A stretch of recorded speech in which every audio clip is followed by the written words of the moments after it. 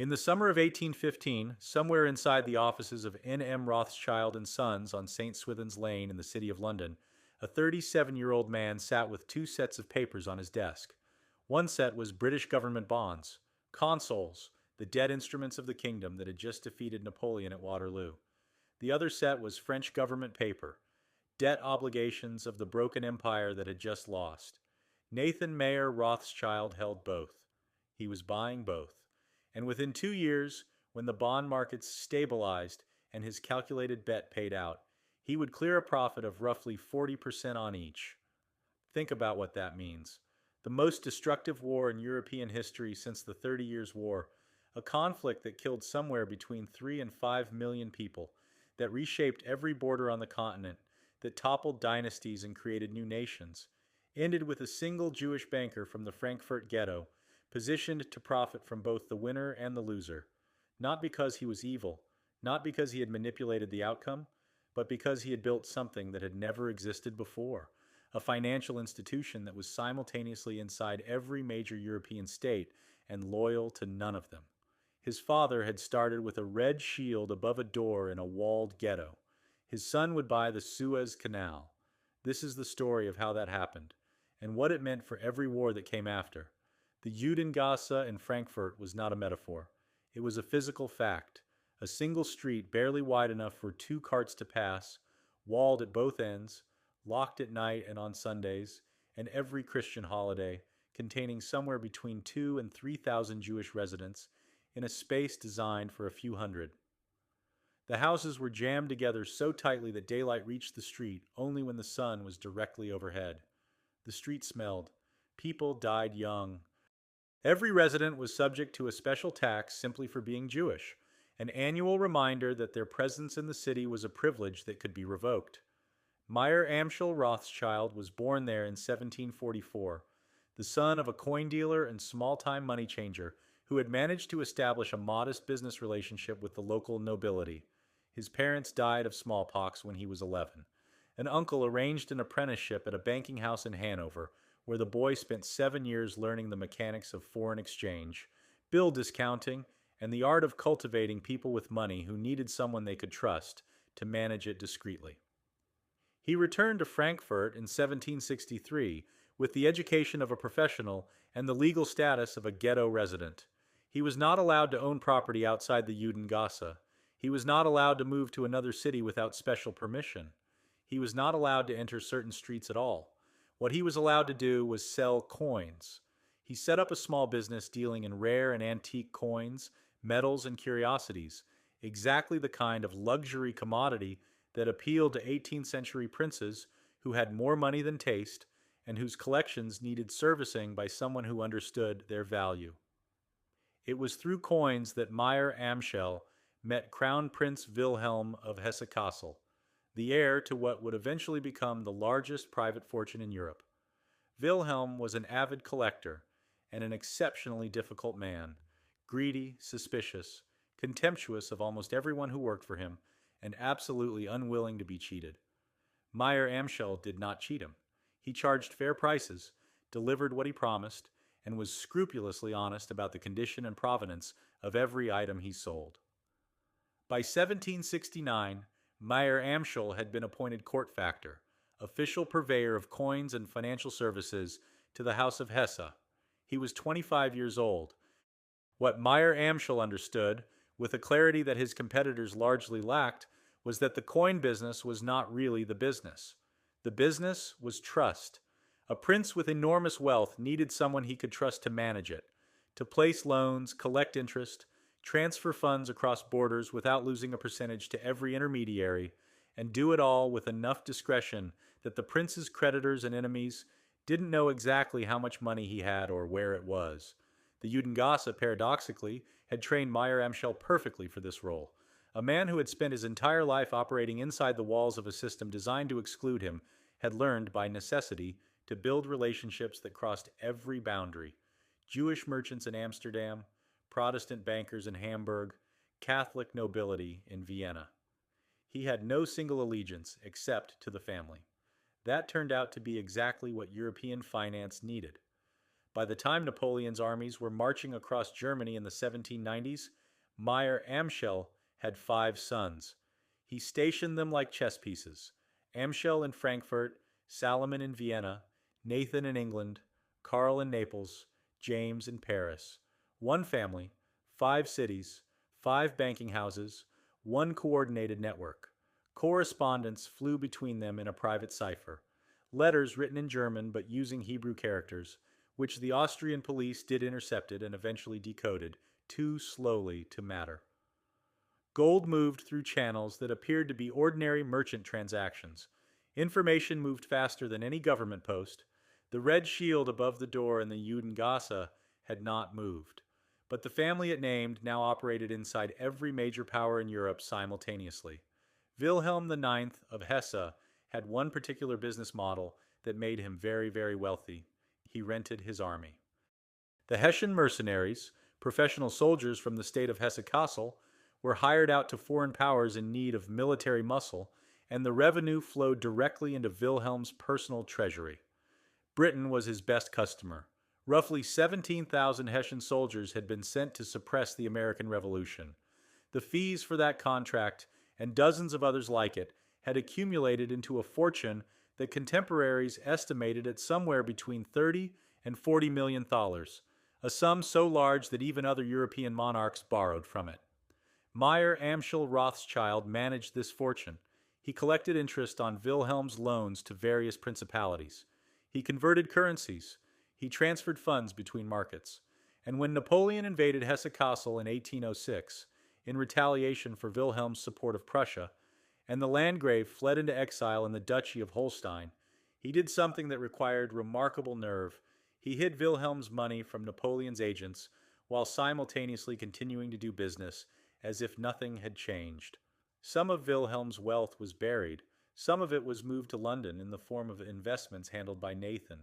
Some of it was kept in financial instruments that appeared, on paper, to belong to neutral parties. The French authorities searched for it and found very little. Mayer Amschel received at least one visit from Napoleonic officials who demanded an accounting. He produced records that were technically accurate and substantively misleading. He was not arrested. The money survived the occupation. This episode, managing the fortune of an exiled German prince, keeping it intact against the explicit interest of the French imperial government, using the London branch as an offshore haven for assets that Napoleon would have seized if he'd found them, was the moment the Rothschild network proved its fundamental value proposition. Not that they could make money in good times. Any competent banker could do that. What the Rothschilds could do was preserve wealth across political catastrophes, move capital through enemy territory, and maintain access to every market regardless of who was winning the war. By 1811, Nathan Mayer Rothschild in London had been approached by John Charles Harries, Commissary General to the British Army. The problem Harries presented was both specific and desperate. The Duke of Wellington's forces in Portugal and Spain were threatening to dissolve, not because of military defeat, but because they hadn't been paid. An army in 1811 that didn't receive its wages stopped being an army and started being a mob, and Wellington's army had not been paid for months. What was needed was gold and silver coin, physical currency that could be exchanged locally in Portugal and Spain and used to buy food, supplies, and loyalty from the Portuguese and Spanish populations that Wellington's campaign depended on. The British treasury had the money, in theory. Moving it physically across a continent at war was the problem. Nathan solved it by running the operation through his brothers. James in Paris, theoretically operating inside Napoleon's empire, collected gold from European sources. Karl and Salomon coordinated transfers across the continent. The gold moved through layers of merchant transactions, appearing as ordinary commercial activity, wine shipments, textile orders, commodity trades that concealed the underlying purpose. Wellington's soldiers got paid. The campaign continued. Napoleon's continental system, which was supposed to seal Britain off from European commerce, was being used as cover for moving British government money through the heart of France. The Rothschilds were financing the war against Napoleon by running financial operations through Napoleon's own economic sphere. This was not a paradox to them. It was the point. On June 18, 1815, Napoleon Bonaparte was defeated at Waterloo. The news reached London the following day, carried by Rothschild couriers who had organized a relay system across the Channel and arrived ahead of the British government's own official dispatch. What happened next has been turned into one of the most persistent legends in financial history, and the legend is wrong in almost every important detail, which makes the truth considerably more interesting. The legend, assembled by anti-Semitic pamphleteers in the 1840s and repeated in books, films, and classrooms for the next century and a half, goes like this. Nathan Rothschild arrived at the London Stock Exchange with early knowledge of Napoleon's defeat. He stood at his usual pillar, ostentatiously selling consols, British government bonds, which panicked the market into believing that Napoleon had won.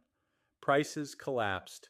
Nathan then bought enormous quantities of consols at rock-bottom prices, and when the official news of British victory arrived hours later and prices soared, he pocketed a fortune of astronomical proportions, built on the ruin of ordinary investors who had followed his lead into selling. None of this happened. Nathan was in London that day, not at the exchange. The exchange was not open in the way the legend implies, and according to the most rigorous historical analysis, including work by Niall Ferguson, who wrote the definitive two-volume history of the Rothschilds, the family's actual position at the moment of Waterloo was not a speculative bet on a British victory. It was the opposite. The Rothschilds had accumulated an enormous reserve of gold in anticipation of a prolonged war. Wellington's armies would need to be paid for months or years more, and Nathan had positioned himself to supply that demand. A sudden, decisive British victory eliminated the need for all that gold, and in the immediate aftermath of Waterloo, far from making a killing, Nathan and his brothers were brought to the edge of financial ruin. What saved them, and what turned Waterloo into a profitable event after all, was Nathan's decision in the days and weeks following the battle. He calculated that the end of war would eventually lead to a stabilization of British government finances, which would make consols, which had traded at depressed wartime prices for years, rise significantly once the government stopped borrowing at crisis rates. He bought the bond market at prices that seemed absurdly high to contemporaries who didn't understand what he was doing. He waited 2 years. In 1817, he sold, clearing roughly 40% profit on an investment of staggering size. It was the most audacious financial move of his generation, but it worked because Nathan understood something about the bond market that no one else had worked out yet.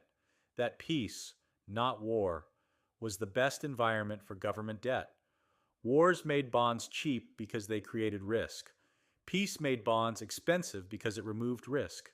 If you could buy the cheapest bonds in history, the war-depressed consols of 1815, and hold them through the transition to peace, you would come out rich.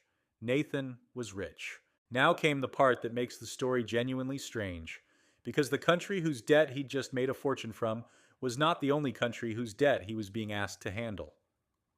The Treaty of Paris of November 1815 imposed heavy reparations on France. The country that had spent 20 years making war on Europe was now required to pay 700 million francs to the victorious coalition, primarily to Britain, over 5 years, while 150,000 Allied soldiers occupied French territory to guarantee the payments. The restored Bourbon monarchy of Louis XVIII had inherited Napoleon's wars and Napoleon's debts, plus a new indemnity that its treasury had no straightforward mechanism to meet. Who financed France's war reparations? The Rothschilds.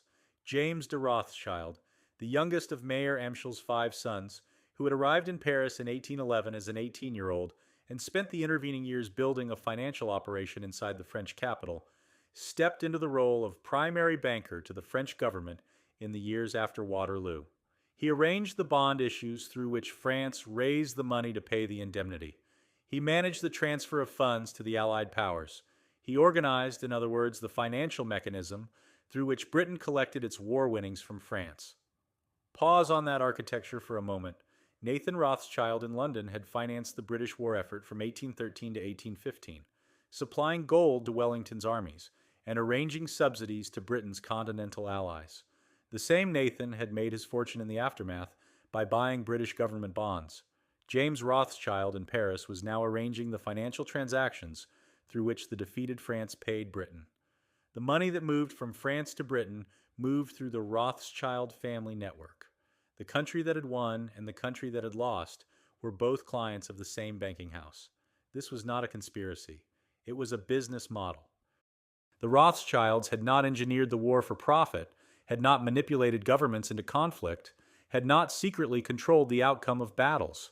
What they had done was more subtle and more significant. They had built a financial institution that was indispensable to governments, whether those governments were winning or losing, expanding or contracting, creditworthy or desperate. In a world where states needed to borrow continuously, to fight wars, to pay for wars they had already fought, to rebuild after wars were over, the Rothschilds had made themselves the lender of first resort across the entire continent. By the early 1820s, James de Rothschild was the most powerful financier in France, on intimate terms with every government the country would have for the next 3 decades.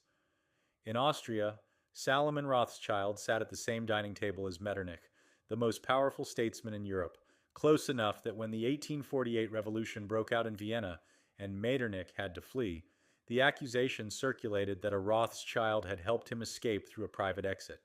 In Naples, Karl de Rothschild financed the Kingdom of the Two Sicilies. In Frankfurt, Amschel managed the family's original operations and handled the finances of the German Confederation. In London, Nathan's son Lionel would eventually sit in Parliament, the first practicing Jew to do so. The family had gone from locked behind a ghetto wall to inside the governmental councils of every major European power in the space of 2 generations. No army, no territory, no aristocratic lineage, just the 5 arrows of the family crest, one for each son, pointed simultaneously at every capital of consequence. Here is the part of the story that tends to get lost underneath the mythology of manipulation and control. By the middle of the 19th century, the Rothschilds had become, paradoxically, one of the greatest forces for peace in European politics. The mechanism was simple and counterintuitive. Once a family had accumulated a position as the largest private holders of European government bonds, once their own wealth was tied up in the stability of the same governments they served, any war that destabilized those governments directly threatened the Rothschilds themselves. A war that caused Prussia to default on its bonds would wipe out a portion of Salomon's portfolio. A revolution that overturned the French monarchy would freeze James's outstanding loans. The family had spent 40 years accumulating precisely the kind of wealth that wars destroy. By mid-century, they had more to lose from conflict than to gain. Niall Ferguson, whose 2-volume history of the family remains the authoritative account, put it plainly. The Rothschilds had decided the outcome of the Napoleonic Wars by throwing their financial weight behind Britain. But once the wars were over and they had evolved from traders into fund managers, they stood to lose more than they gained from any new conflict. They had made their money. Now they needed stability. The record bears this out in specific ways. In 1830, when James de Rothschild was approached about financing a war between France and Austria over Belgium, he refused, citing the damage that any major European conflict would do to bond markets. He lobbied for negotiated settlements. He used his access to finance ministers and heads of state not to encourage conflict, as the legend suggested, but to discourage it. When the Crimean War broke out in 1854, the London Rothschilds initially refused to participate in the British war loan, citing their concern about the economic consequences. They eventually participated when it became clear the war would proceed regardless, but their hesitation was genuine. This does not make the Rothschilds heroes. Their wealth had been built on war, on the financial desperation of governments that needed to borrow at any cost to keep their armies in the field. The loans they arranged during the Napoleonic Wars extracted interest payments from treasuries that were already stretched to breaking, and those interest payments came ultimately from the populations of the countries involved, from the taxes paid by French peasants and English craftsmen and Prussian farmers who had no choice in the matter. The Rothschilds did not point guns at anyone, but the system they perfected, sovereign debt as the primary mechanism through which states financed military expansion, had costs that were distributed very differently from the profits. And the anti-Semitism that attached itself to the family's name, which began in France in the 1840s and reached its nadir in the Nazi propaganda film of 1940 that explicitly blamed the Rothschilds for engineering Waterloo for profit. that anti-Semitism took a real institution, real wealth, and real complexity, and flattened it into a myth of secret Jewish control of world events. The myth was false in its specifics and devastating in its effects. It was used to justify the seizure of Rothschild property across Nazi-occupied Europe. It provided the ideological foundation for the murder of Jews who had no connection to finance at all. The legend of the banker who lent money to both sides, stripped of its context, became a warrant for genocide. The family name comes from a house. In the 16th century, a family in the Frankfurt Judengasse lived in a building marked with a red shield, Zum Rothschild, because houses in the ghetto were identified by symbols rather than numbers. The family took the name of the house when surnames became required. Centuries later, when the grandsons and great-grandsons of those ghetto residents were barons of the Austrian Empire and members of the British Parliament and personal bankers to the King of France, the red shield was still on the family crest. The 5 arrows beneath it, one for each of Mayer Amschel's sons, pointed outward in every direction. Mayer Amschel Rothschild died in September 1812 in the same Judengasse where he had been born, while Napoleon was still fighting his Russian campaign, and the outcome of everything was still uncertain. He had lived to see his sons installed across Europe. He had not lived to see what they made of it. His will famously specified that only male descendants could inherit, that the family should marry within itself where possible, and that the brothers should remain partners, that the network he had built should not be dissolved by the ordinary centrifugal forces of family life and competing interests. The instruction was followed, imperfectly but substantially, for 3 generations. Nathan Mayer Rothschild died in 1836, back in Frankfurt for a family gathering. He was 58. His estate was worth slightly more than £1,000,000, a figure that seems almost modest given his reputation, but reflected the fact that most of his wealth was not in cash, but in the bonds and financial instruments he held and managed on behalf of others. He was brought back to London for burial. At the time of his death, he was described by the Baring family, his greatest rivals in European banking, as being in money what Bonaparte had been in war. Heinrich Heine, the German poet, wrote that money was the god of his time, and Rothschild was his prophet. James de Rothschild outlived his brother by 32 years, dying in Paris in 1868 with a fortune that dwarfed Nathan's.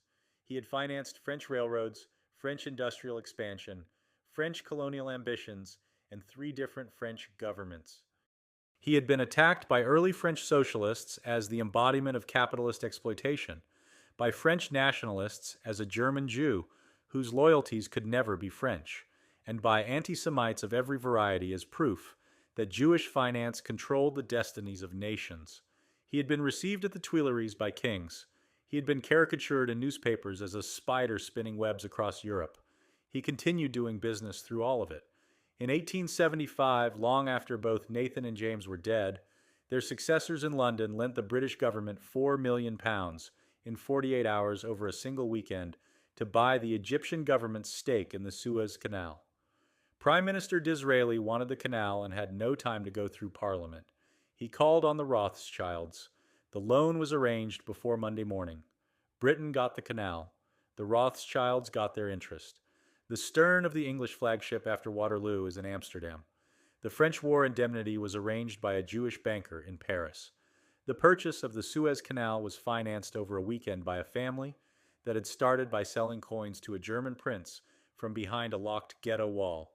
The relationship between money and war in modern European history runs through a single address in the city of London and through 4 other addresses in Frankfurt, Vienna, Paris, and Naples, a network that was held together not by law or loyalty to any flag, but by something older and more durable.